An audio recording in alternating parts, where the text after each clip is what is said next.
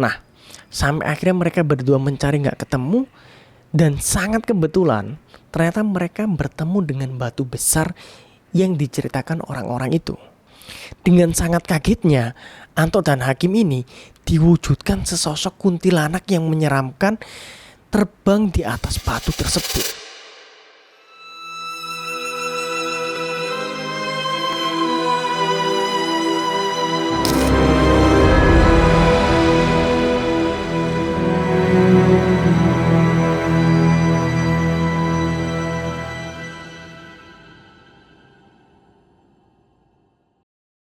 Assalamualaikum warahmatullahi wabarakatuh. Kembali lagi di channel Ruang Hampa bersama saya Frederico Rudi. Di episode kali ini Ruang Hampa akan menceritakan sebuah kisah yang telah dikirim oleh sobat Hampa bernama Anto. Sekedar pengenalan bahwa saat ini Anto sudah berkeluarga dan kisah yang dikirimkan Anto ini dialami saat dia masih berusia 16 tahun. Sebagai gambaran, Anto ini adalah anak yang cukup terkenal di desanya. Terkenalnya Anto ini karena Anto adalah anak yang cukup nakal dan suka membuat onar serta berkelahi. Selain itu, Anto juga iseng terhadap teman-temannya.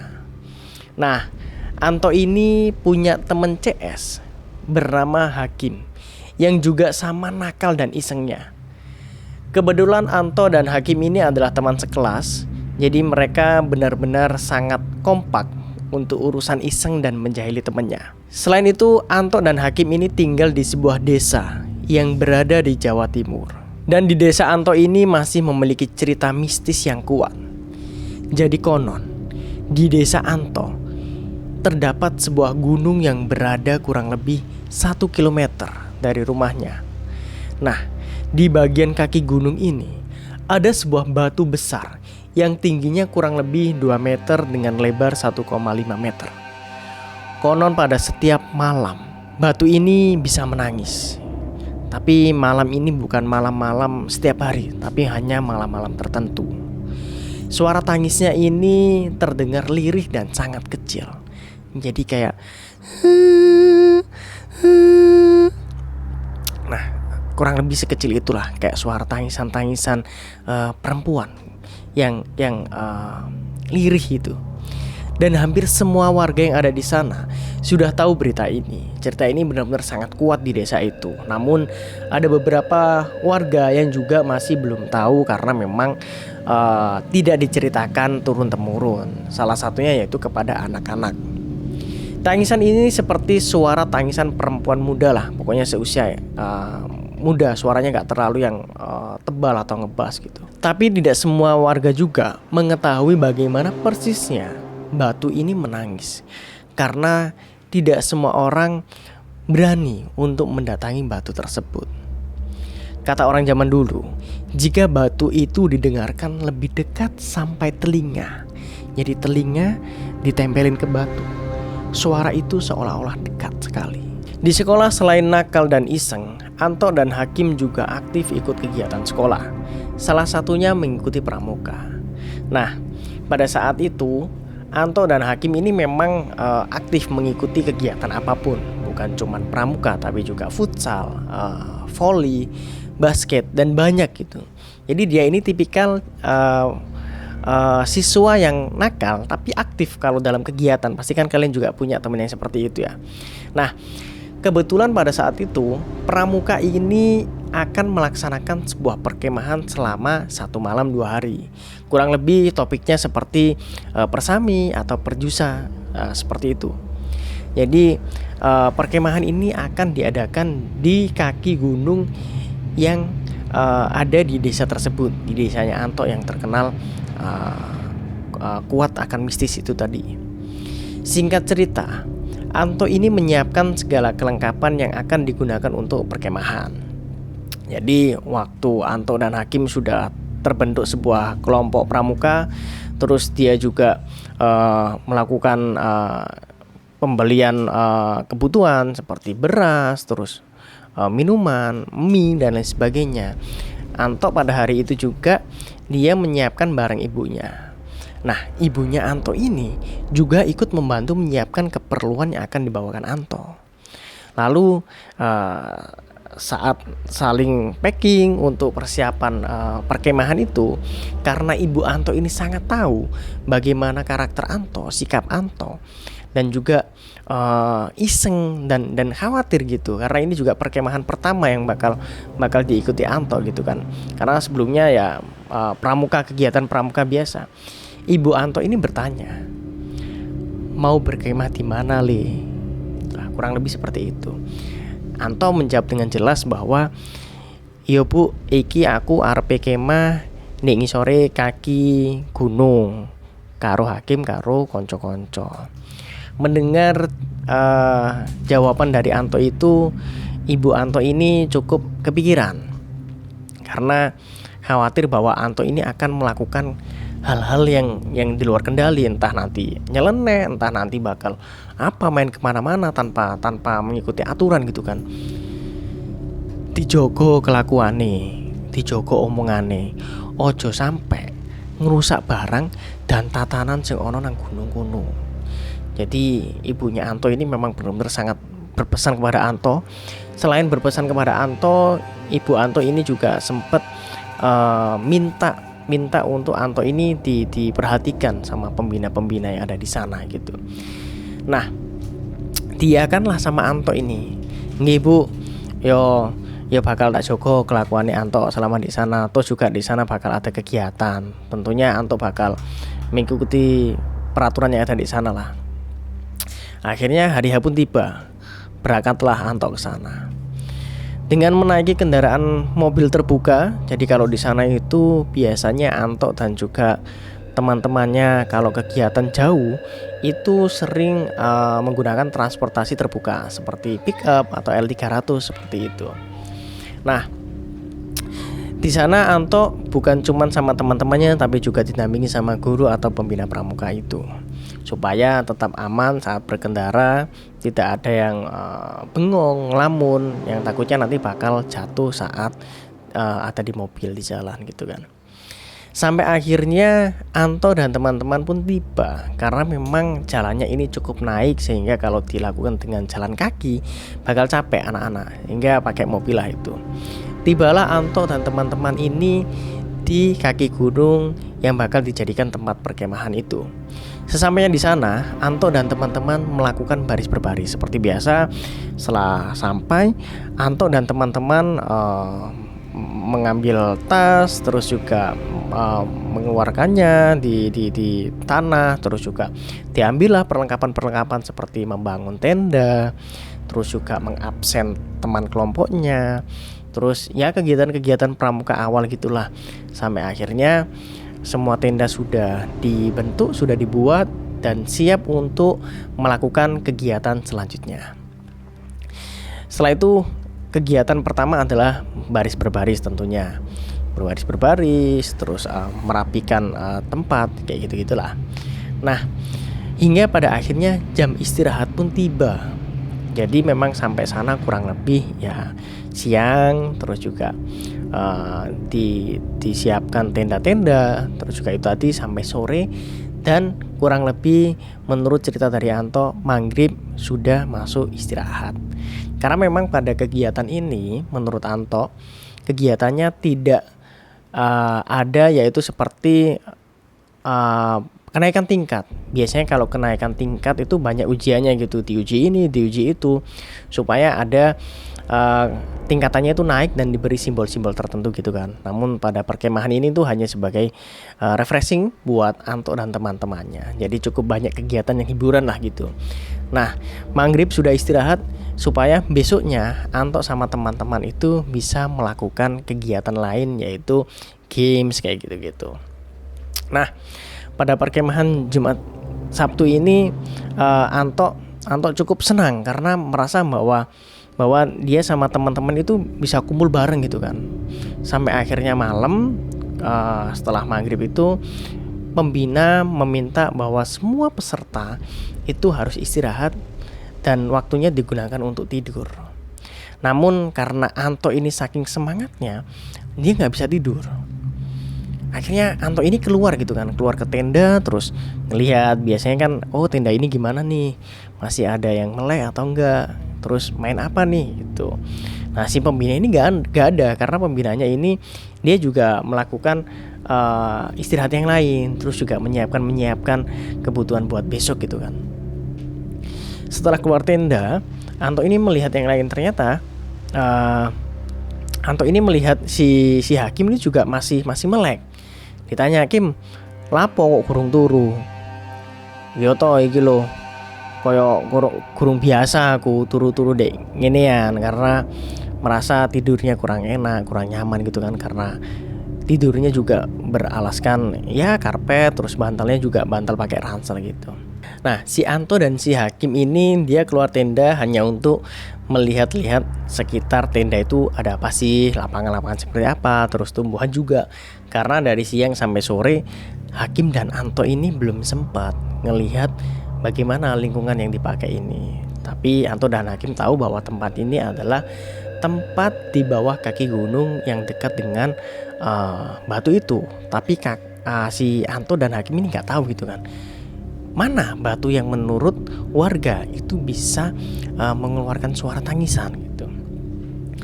Akhirnya si Anto dan Hakim ini keluar jalan-jalan mengitari sampai akhirnya Hakim dan Anto ini nggak sadar bahwa mereka sudah terlalu jauh keluar dari area perkemahan, kurang lebih 50 meteran atau sampai 100 meter. Karena waktu itu juga Anto dan Hakim merasa bahwa waktunya masih panjang, belum terlalu larut malam. Mereka menghabiskan waktu itu untuk berjalan ke sekitar area perkemahan. Awalnya Anto dan Hakim ini jalan-jalan menyusuri jalan setapak, sampai akhirnya mereka berdua sudah tidak menemukan jalan setapak. Jadi kayak benar-benar alas-alas yang rimbun, banyak tumbuhan, dan mereka tetap mengikuti aja selama tumbuhan itu tidak menutupi jalan, yang mana meskipun gak ada setapak dia tetap menyusuri aja, merasa bahwa itu jalan gitu kan. Nah setelah itu Hakim ini mendengar suara tangisan. Nah awalnya Anto gak percaya gitu kan sama Hakim. Apa sih Kim, mungkin perasaanmu lah, gak mungkin lah kalau si suara tangisan itu di sini. Ya mungkin sih jauh lah gitu kan. Nah sampai Anto sendiri setelah benar-benar kondisinya kondusif gitu kan, benar-benar di hutan itu kan nggak ada suara lain ya selain suara-suara hewan gitu kan. Sampai akhirnya si Anto itu juga mendengar tangisan itu. Nah Anto dan Hakim ini mencoba berpositif thinking bahwa suara ini bukan suara tangisan yang diceritakan oleh warga yang ada di sana. Nah sembari sambil menyusuri jalan, khawatirnya itu sebenarnya Hakim sama Anto ini lebih khawatir bahwa jangan-jangan ini ada anak perkemahan di Anto sama Hakim itu yang lebih dulu keluar jalan-jalan sampai akhirnya gak bisa balik gitu kan. Karena memang perkemahannya ini bukan cuman dari Anto dan Hakim, tapi juga diikuti oleh adik-adik kelasnya gitu kan, yang mungkin bisa jadi mereka masih kekanak-kanakan. Nah setelah hampir 20 menitan mereka berdua mencari itu gak ketemu gitu. Ini di mana Kim? Kok tak lihat-lihat gak ono yo. Kok tak ikuti suaranya kok gak ketemu areke gitu kan. Menurut si Anto gitu. Anto ini ngomong sama Hakim. Nah si Hakim pun juga bilang gitu, iya toh koyo iki kudu uwong deh. Namun ketika Hakim bilang seperti itu, Anto ini kaget. Jangan-jangan memang ini adalah suara tangisan yang selama ini diceritakan orang-orang. Nah sampai akhirnya mereka berdua mencari gak ketemu, dan sangat kebetulan ternyata mereka bertemu dengan batu besar yang diceritakan orang-orang itu. Nah Anto merasa bahwa batu besar itulah yang mengeluarkan suara. Tapi Hakim ini gak percaya bahwa batu yang ditemukan itu ini batunya yang ngeluarin tangisan itu, bukan. Hakim gak merasa bukan itu, bukan. Nah si Anto mencoba meyakinkan, Kim, koyoi iki watu sing jarene wong-wong iku iso ngeluarno swara. Nah, karena jarak Hakim Anto dengan batu besar itu ya kurang lebih hanya 3 meter, beberapa langkah di depannya, Anto ini mencoba meyakinkan Hakim dengan cara, ayo Kim, kita dekati batu ini. Kalau memang iya, ayo kita balik. Kalaupun memang tidak, wis kita juga tetap balik. Tapi nggak apa-apa, kita main-main di sini dulu sampai sedikit malam gitu. Nah, akhirnya Anto sama Hakim ini mendekati batu itu dan telinganya itu ditempelin ke batu ini. Jadi ini ada batu, nah telinganya ditempelin gini. Ternyata menurut Anto memang benar. Suara yang katanya orang-orang suara tangisan perempuan itu benar banget. Itu ada di batu besar itu. Nah, alangkah kagetnya Anto dan Hakim dengerin suara itu muncul gitu kan. Wih, toh beneran tuh. Ya opo iki? Gimana ini? Nah, itu Hakim benar-benar kacau gitu sama Anto. Nah, setelah itu si Hakim sama Anto ini benar-benar udah nggak bisa gerak gitu. Mereka benar-benar ini nggak tahu kita harus kayak mana ini. Nggak bisa kalau kita nerusin ini. Ayo kita pulang. Nah, tapi si Anto ini lagi-lagi masih mencoba nekat dengan rasa ketakutannya. Kadang orang itu merasa kayak nggak, iki harus dilanjut. Ini bener apa enggak kata orang-orang. Nah, si Anto ini karena orangnya iseng, dia mencoba untuk mengetes apakah di dalamnya ada orang. Takutnya itu ada orang yang jahil atau memang ada penunggunya. Nah, di dalamnya ini gimana atau gimana konsepnya lah supaya Anto ini dan Hakim ini tahu bahwa batu ini bener apa enggak. Nah, pada akhirnya si Anto ini bilang ke Hakim, Kim, piye lek misale watu iki iku digedor-gedor ae, diketok-ketok ae. Ojo emang nang jero iki ana wong sing jahil. Nah, akhirnya Hakim dan Anto ini secara bareng ngetok-ngetok batu itu. Tok. Nah, karena si Hakim ini udah mulai surut kecemasannya, bilanglah Hakim, halo, apakah ada orang di sini? Saya mau masuk.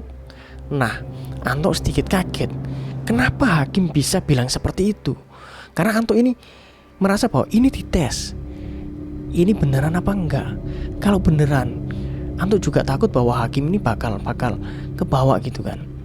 Dengan sangat kagetnya, Anto dan Hakim ini diwujudkan sesosok kuntilanak yang menyeramkan terbang di atas batu tersebut.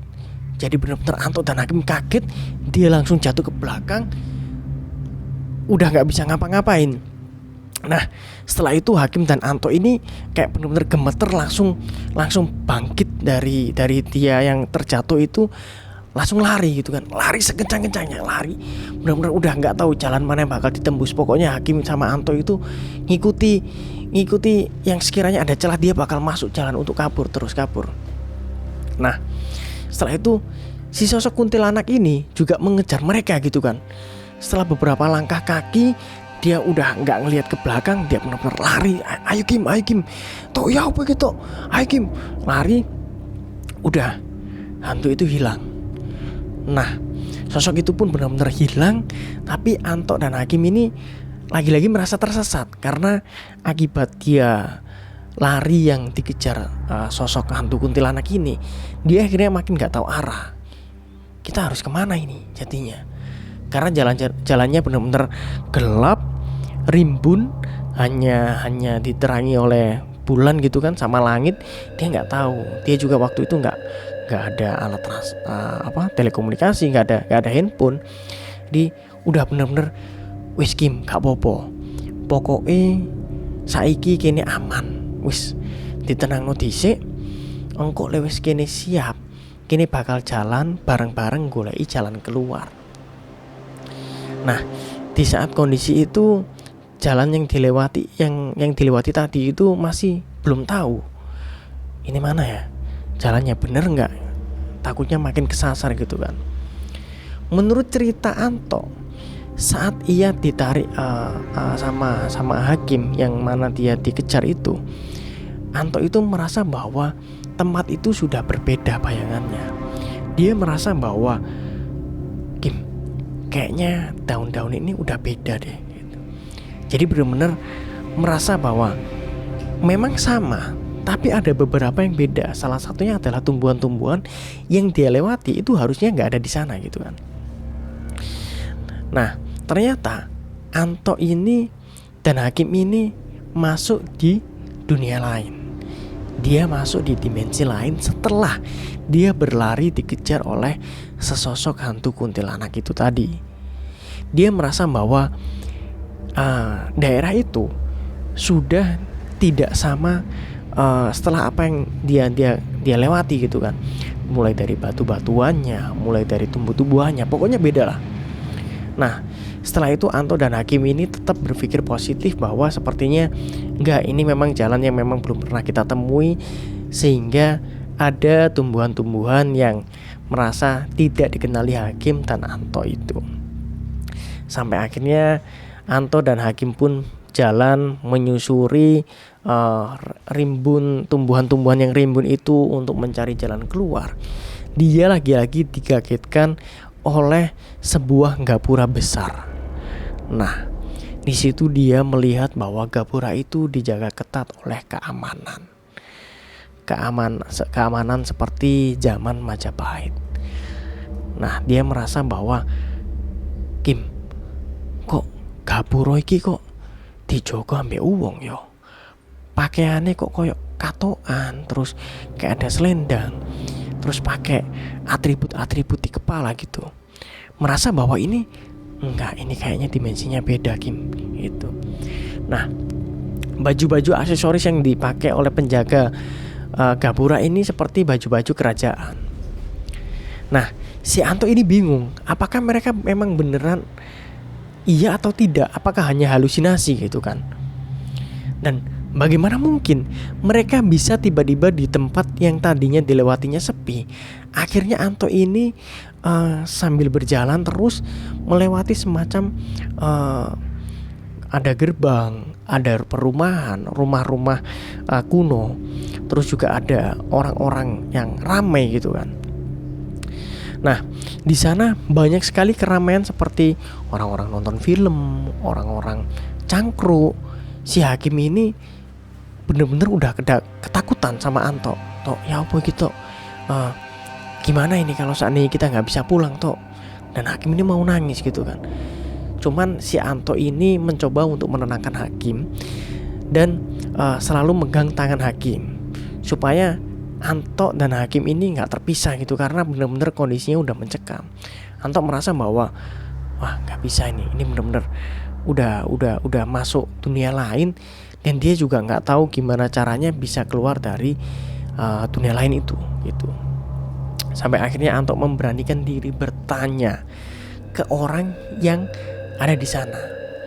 Kebetulan waktu itu menurut Anto ada penduduk yang dia itu duduk sendirian.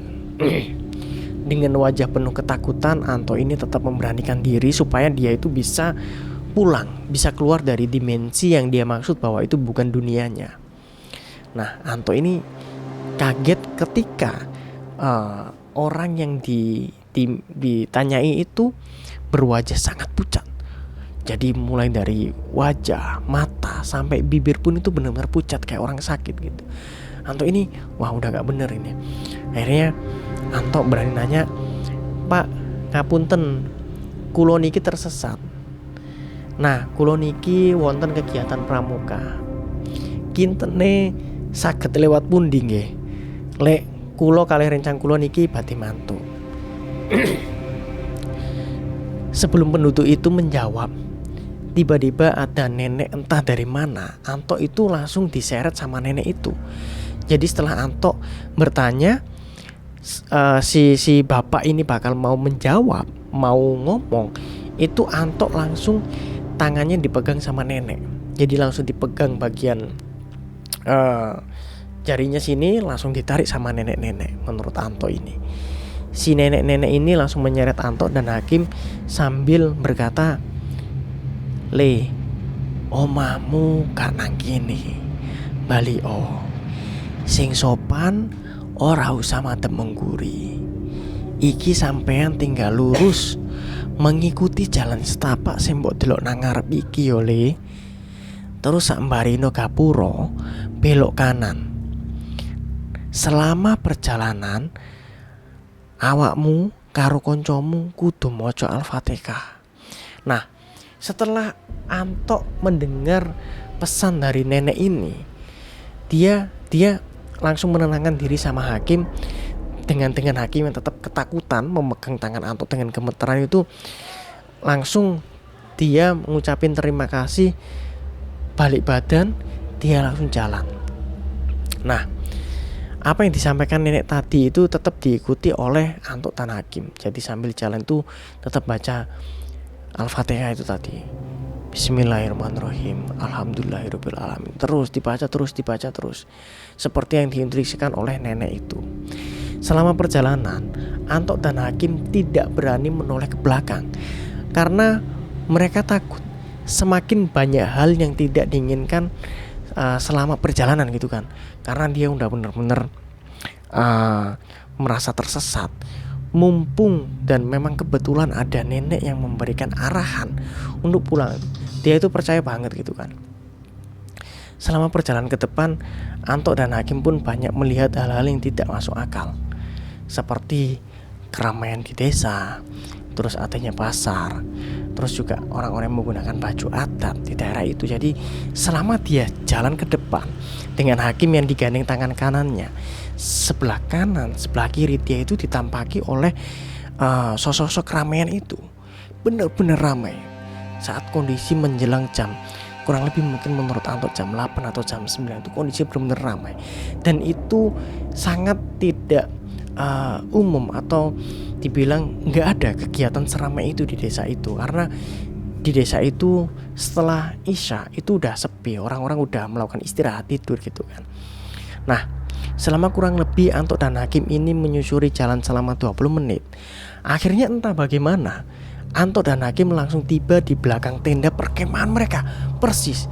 Jadi Anto dan Hakim ini dia langsung keluar, lalu ada di belakang tenda itu tadi. Loh, Tok, iki lah tendomu. Nah, Hakim ini sempat bilang seperti itu kan. Terus Anto, "Loh iya Kim, berarti kita ini wis nyampe Kim. Berarti kini wis keluar teko dunia iku mau." Setelah tiba, Anto dan Hakim itu langsung minum air. Terus dia benar-benar bersyukur, membaca Alhamdulillah, dan benar-benar kaget, masih terbawa itu tadi. Dia istirahat. Nah, setelah itu tibalah salah satu pembina pramuka yang sudah cukup tua. Pembina itu bilang bahwa Anto dan Hakim ini memang dilarang berkeliaran tanpa seizin pembina.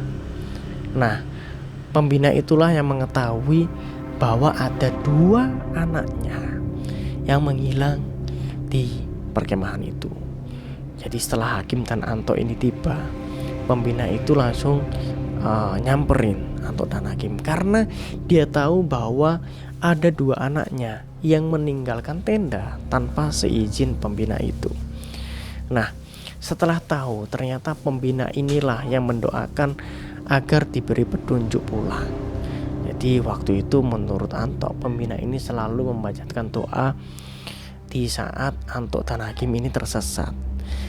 Nah, setelah itu mungkin doa yang dipanjatkan oleh pembinanya itu adalah sebuah pertolongan yang diwujudkan oleh seorang nenek-nenek yang menolong Hakim dan Anto itu tadi. Nah, itulah cerita yang dibagikan oleh Sobat Hampa bernama Anto. Percaya atau tidak, tapi itulah ceritanya. Semoga teman-teman di sini yang menonton episode kali ini benar-benar bisa menjadikan pelajaran, mengambil pelajaran dan mengambil hikmahnya apa yang telah dialami oleh Sobat Hampa bernama Anto. Baik, itu tadi cerita dari Sobat Hampa. Buat teman-teman yang ingin menceritakan kisahnya, pengalaman misterinya, horornya, bisa langsung dikirim di deskripsi video kami. Jangan lupa like, komen, dan subscribe. Dan Saya Frederick Kurdi, pamit undur diri. Assalamualaikum.